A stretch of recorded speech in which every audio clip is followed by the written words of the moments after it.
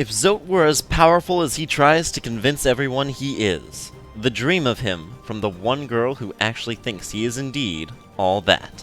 Grey Prince Zote. Zote is a versatile foe, capable of jumping and teleporting throughout the arena, summoning shockwaves wherever he lands, or even summoning other enemies. His telegraphs are often strange, even sometimes using fake-outs or misdirections. In order to best him, you'll need to be well acquainted with everything he is capable of. And that includes the Flailing Nail, the Fumble, the Leap, the Heavy Leap, the Giga Slam, Walking Forwards, and Summon Zotelings.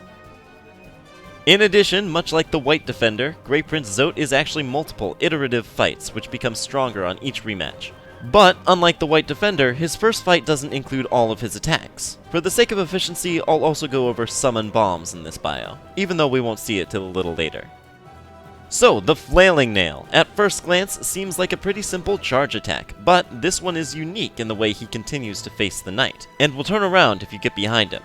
He's got these crazy ice physics when he does too, which all around makes him pretty volatile, and when he finishes, he trips on the ground and causes 2 shockwaves to travel out from him. And already we're getting into ways in which this fight requires a shift in mindset. Ordinarily, simply staying above him and landing nail pogo after nail pogo would be a great way to both evade this attack and do damage, but Zoe's peculiar, almost random movements make that a far riskier strategy than you might think at first. He could change the direction earlier or later than you're anticipating. If he falls to the ground when you're not expecting, he'll shorten his hitbox and you might end up falling down and landing right on top of him after whiffing a nail pogo. Or, worst of all, you might stagger him. His stagger is unique in that he absolutely flings himself like he's trying to get you fouled. This high arc can absolutely hit you if you're above him, which you might be if, to pick an example at random, you were trying to nail pogo him. So, for this attack, we're gonna have to play it safer than we may prefer. I recommend getting in just 1 nail pogo at a time as you pass over his head, letting his icy momentum carry him to a safe distance away. This will make it a lot easier to focus on his movements and avoid damage, as opposed to being focused just on landing more nail pogos, and should significantly reduce the risk of him hitting you with his epic pratfall stagger. His second attack, Fumble, is more or less a variation of the Flailing Nail, having the exact same windup, but instead of running around, he will immediately trip and create the shockwaves. This is the sort of thing that means you pretty much have to give Zote his space whenever he starts attacking, and wait until he's already in the process of an attack before acting accordingly. The fake-out element of this attack is what makes it most threatening, so just don't play his game and keep your distance till he's shown his hand. The Leap! And, oh boy, just what I wanted, an entire fight built around the Leap! It's like his main means of attack and positioning. He does it constantly and it sends out shockwave. This just isn't fair. This part will be easier if I go over all 3 of his leap maneuvers at once, so the standard leap is anything but simple. He can do 1, 2, or 3 of these in a row, and as you should well know, they may target you directly or they may not, and whichever the case may be is up to Zote. The biggest difference from the leaps we've been avoiding all game are of course the shockwaves. It's no longer enough to just dash underneath an incoming jump, but you have to be immediately up in the air once you're clear so as to avoid the ensuing shockwaves. This makes Zote generally a little tough to land a lot of attacks on, since you can't just wail on him after he jumps, since you'll be too busy avoiding the waves. The heavy leap will almost always be targeted directly at your position, and this one's telegraph is differentiated from the standard leap by him either doing a flip or a twirl in midair before descending. When he lands, the shockwaves will originate in front of him, and the one that travels in the direction he's facing will be much taller and of course tougher to avoid. You obviously want to be behind him when he lands to have the easiest time dodging, but Zote obviously knows that, and he's gonna make that difficult. The twirl he can do before finishing this attack serves as a way to reposition himself in the air, which he'll often do if you make a break to dodge beneath him while he's winding this up. You have to be really quick on the trigger to double back underneath him if you want to stay behind him, otherwise you'll be stuck dodging the taller shockwave. But he still does give you just enough time to react. The Giga Slam will look just like a standard slam until he falls through the floor. Afterwards, he will fall from the sky. How the heck does that even work, Zote? We have rules. You can't just start breaking them now. Anyway, this is the most threatening of the 3, since it seems like he can either target you directly or a position near you, which essentially makes it a crap shot on whether or not you should dodge by remaining where you are or moving to the side. When he lands, both shockwaves will be the larger variety. While it's possible to reliably dodge this attack with some ninja reaction skills in the Shade Cloak dash, I say don't bother, and just perform a Descending Dark a moment after he falls through the floor, avoiding the attack entirely. The combination of all 3 leaps is probably the most difficult element of this fight, as you have to be constantly on your toes, ready for whatever curveballs he throws at you. Your main priority is going to be to try to stay behind him after each jump, but failing that, just try to stay out of the corners, and that's because of his next attack, walking forwards. Like many of our greatest foes, Zote has the godly ability to simply walk into you at a moment's notice, and the severely low telegraph for this behavior makes it incredibly threatening. As ever, our only real defense against this is to just not be too close to him at any given time, just in case he pulls this move. But being quick with a dash, either away from him or through him, can save you from getting hit too. Mainly, this attack is most threatening if you happen to be in a corner, so just don't do that. Summon Zotelings really isn't too bad to begin with.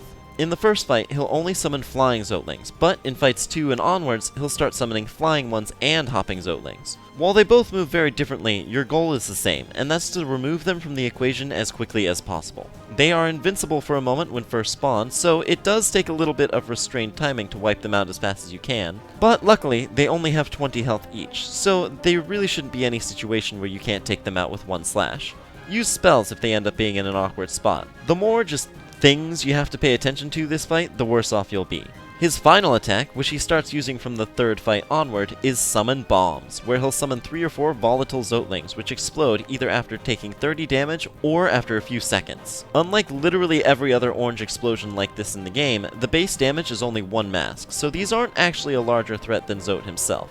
And, bright side, they do take care of themselves after a moment. But, outside of some extremely rare situations, that moment will always be after Zote has already began some other attack, and most of those attacks also cover the entire stage, so avoiding them and at least 3 explosions might be a bit much. So, this is yet another thing that I highly recommend just letting loose a spell for. Either a Descending Dark to take out all the ones around you and avoid Zote, or a Shade Soul to wipe them all out if you're in a good position for it. So, amazingly, Zote is no pushover. It ends up being the case that the safest way to dodge a lot of his attacks is by using spells. But the soul for these spells has to come from somewhere. So, no matter how we do this fight is going to come down to how well you can get your slashes in. So our game plan is going to be something simultaneously very aggressive and very evasive. You want to stay close enough to him that you can close in and land some slashes during the short cooldowns of his attacks, but far enough away that you'll have time to react if he does one of his attacks with a shorter windup. So this is all going to come down to knowing what you can do for each attack. So basically, consider it like this. Summon Zotelings, Summon Bombs, and Walking Forwards all have cooldowns too short to capitalize on. Keep your distance after he uses one of these. The Standard Leap has a very short cooldown, but if you're quick and precise with avoiding the shockwaves, you can get 1 slash in after each jump before evading his next attack. The Flailing Nail, Fumble, and Heavy Leaps all have middling cooldowns, long enough that you should be able to get in 2 slashes before retreating. And the Giga Leap has the longest cooldown of them all, giving you enough time to get 3 slashes in. Of course, you can also get in a couple of slashes while he performs either the Flailing Nail or Summon Zotelings. But if that's a bit much to keep track of, just try to get in an attack or 2 each time he does a Flailing Nail, a Fumble, a Heavy Leap, or a Giga Leap, and that should give you enough soul to maintain your Descending Darks to dodge his tougher attacks. This has been a very complicated bio for sure, but Zote's a very complicated bug. But I can't possibly conclude this breakdown without telling you the easiest way to bypass this fight entirely, and literally never have to deal with it. Which is, of course, leave Zote to die back in Green Path. Grey Prince Zote is the only completely skippable boss fight there is, and frankly, I envy those of you who aren't about to go through the same ordeal that I am. But upon re-entering the dream, we see that not much has changed. And this is the main reason I recommend bringing the Nailmaster's Glory into here, because you can actually increase your fall speed with it by Cyclone Slashing your way down, which you might find pretty helpful. But now, gorgeous and passionate Grey Prince Zote stands before us. And not too much has changed. He has gained 100 health on top of what he had before. Ouch. As well as gaining the ability to summon a new kind of Zoteling with his Summon Zoteling attack. He can now summon hopping Zotelings as well as flying Zotelings. Other than that, Pretty much everything in this fight is identical to how it was, including all of his absolute madness, his very strange telegraphs, and everything else. There's the hopping Zotelings. The hopping Zotelings are probably just a little bit harder to pin down, since they can move a lot less predictably. They're going to be jumping up and down and all around, as opposed to just flying in a straight line. But it doesn't change too much, since they still die in one hit, and are not altogether too difficult to pin down. I shouldn't have dashed there. Now, saving grace so far is that he doesn't actually do that much damage. He only does 1 damage with all of his attacks, which makes him pretty easy to deal with. But we've taken him down once more. Okay, fight number 3. Diligent, overwhelming, gorgeous, passionate, terrifying, beautiful, powerful, great Prince Zote. This fight once again adds 100 HP to his total, and his new ability, Summon Bombs. Which I do want to point out, the Hollow Knight Wiki erroneously states that these Summon Bombs, explosions, have a base damage of 2. That's just not true. They have a base damage of 1. Yikes!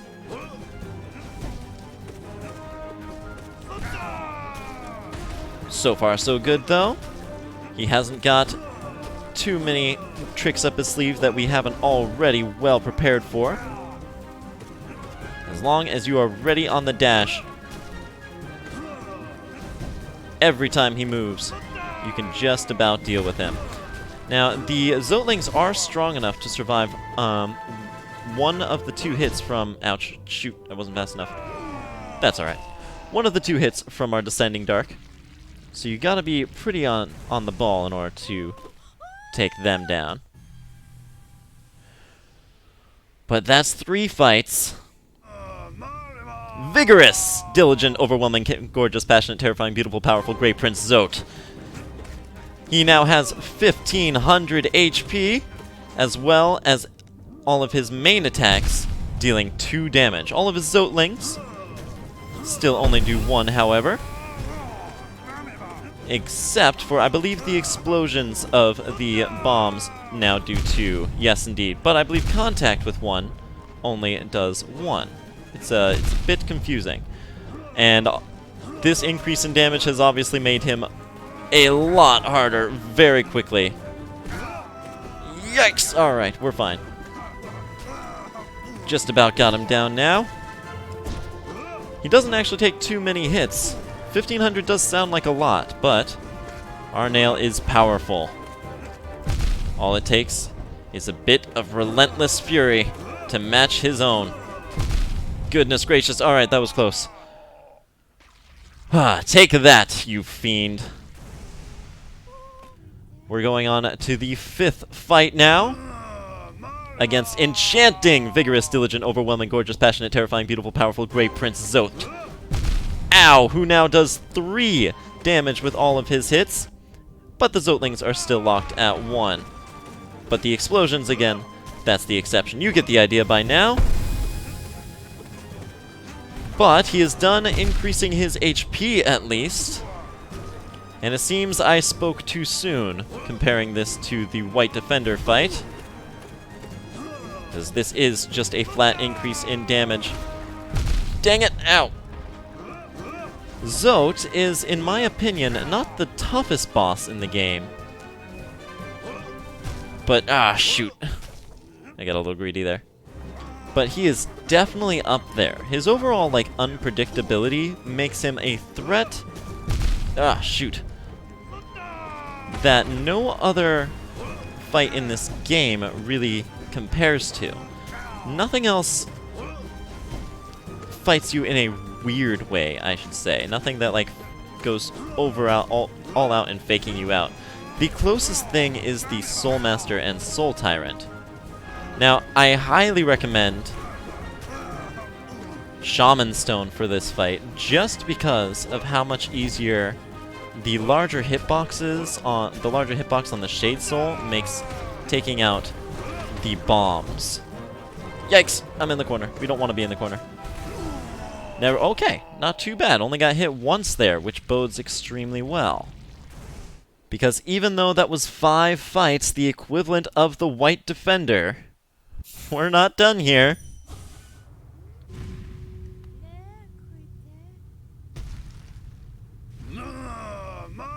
Mysterious, enchanting, vigorous, diligent, overwhelming, gorgeous, passionate, terrifying, beautiful, powerful, great Prince Zote. Once again, he has received another upgrade to his damage, now dealing 4 with every hit except for contact damage with the Zotelings. And he is almost caught up in damage to the white defender. How much further are you gonna push me, boyo? At this point, once again, like the white defender, healing becomes something you practically shouldn't spend your time on, because you'd need to heal 5 masks, or I guess 4 masks at any given point in order to even be able to take 1 more hit. Dang it. I don't like you forcing me into a corner, Zote. We've been over this. I don't know why I did that. That was much riskier than I needed to be. This is another strategy you can take against the flailing nail. Is you can double jump after each pogo to give yourself some space.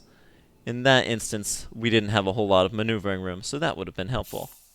Now, we do come into each dream with however much soul we had in the overworld, which does present an interesting opportunity.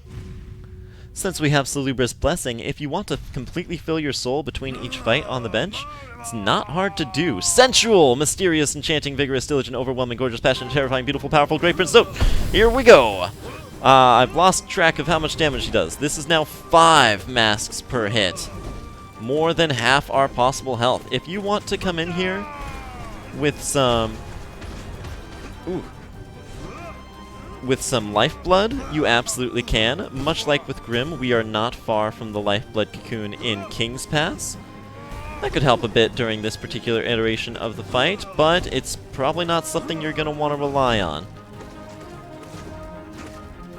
And of course it will make rematching him just take longer, which in my opinion, the time it would take between each rematch, you could be learning his attacks better in that time. Anyway. Yikes, Zote, no! Oh, shoot. Okay, ooh, not bad, not bad. Alright, I am gonna heal 2 here, just so I can take a second hit. Just in case, which I probably will have to take advantage of here. Oh, yikes. Okay, not too bad, not too bad. Now that was 5 damage, on par with the white defender, and yet, there's still more. Back at it again.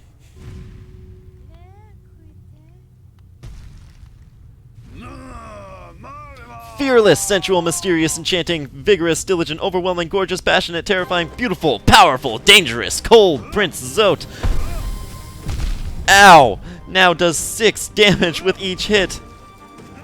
Healing off to even be able to take 1 more hit is going to take a lot at this point. No!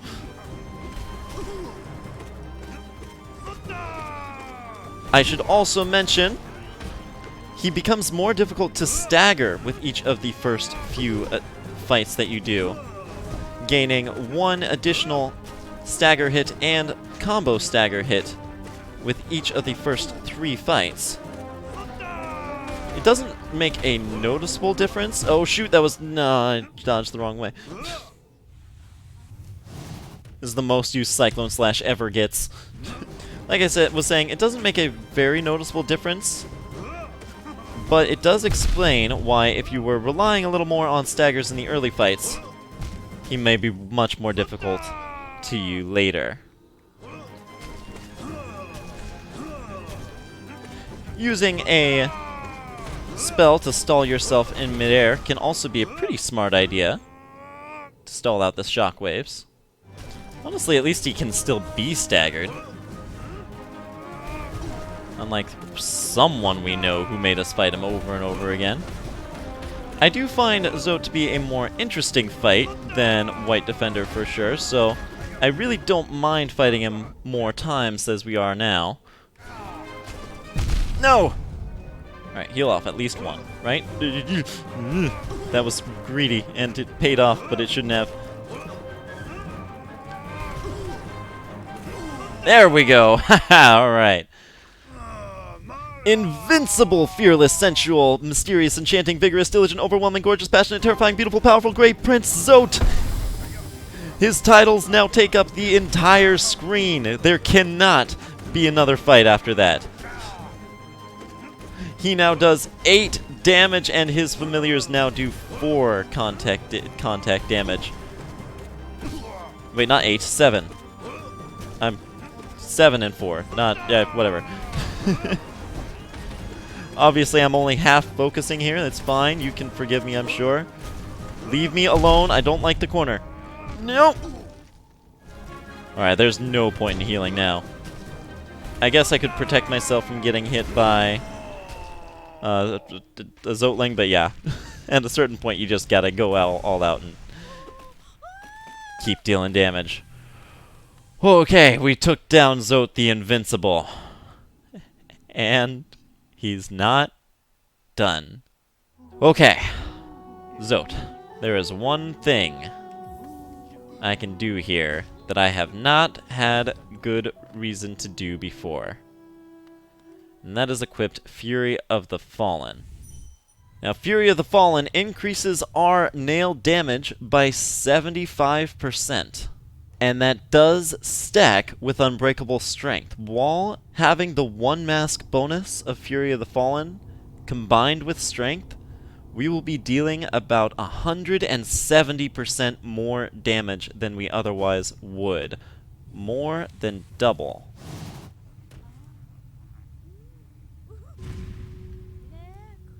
And you may have caught on to the pattern here. And though Ultimate Grey Prince Zote does not have another title, because it wouldn't fit on the screen, he does 8 damage. And now we can match him tit for tat here. An eye for an eye.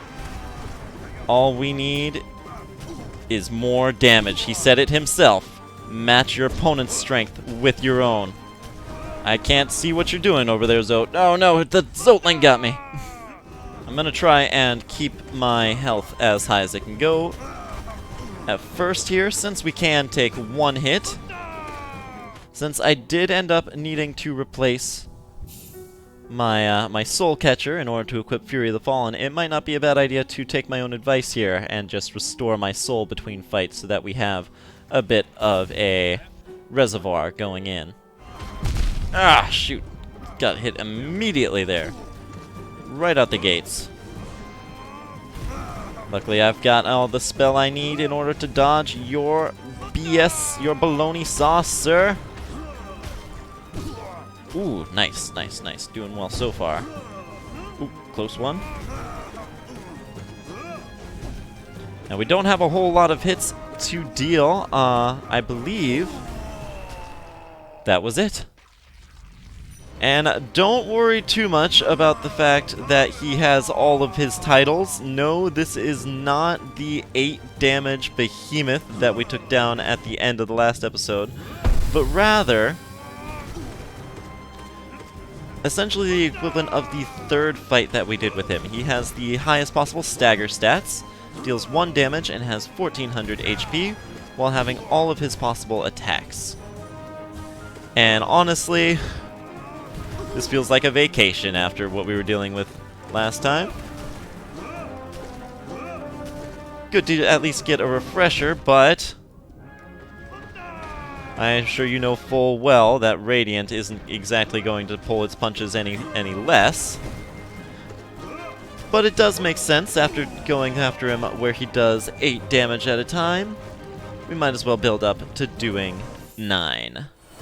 But first, his Attuned fight is technically unique, even though it's almost identical to his 4th fight that we already did, just with 100 less HP.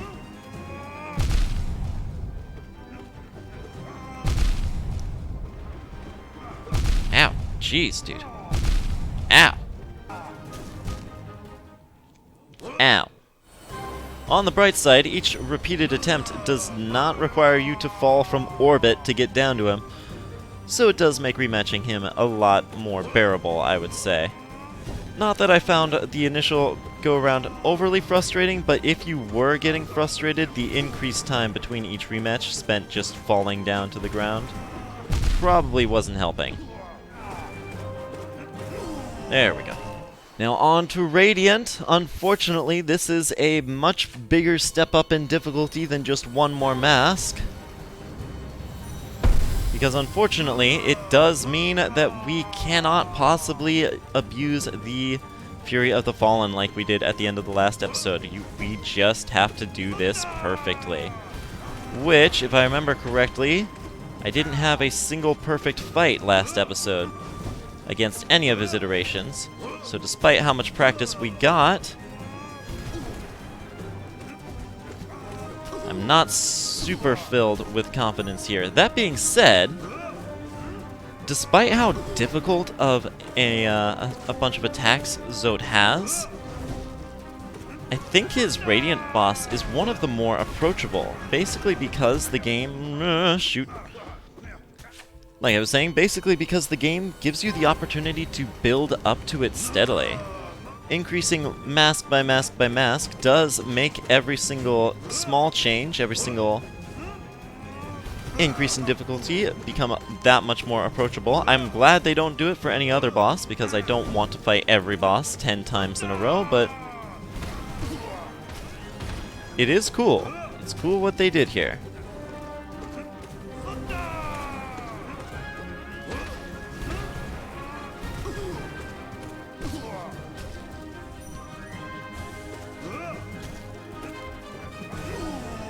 Alright, that was awesome. Just using all the spells to avoid everything he did. That took surprisingly few tries. Alright, cool. Okay, thank you to anyone who made it this far. I don't know who decided it was a good idea to give Zote 30 different unique boss fights, but whatever. Thanks for joining me on what was undoubtedly the longest episode of Boss Blitz. Next time, we're taking on the Radiants.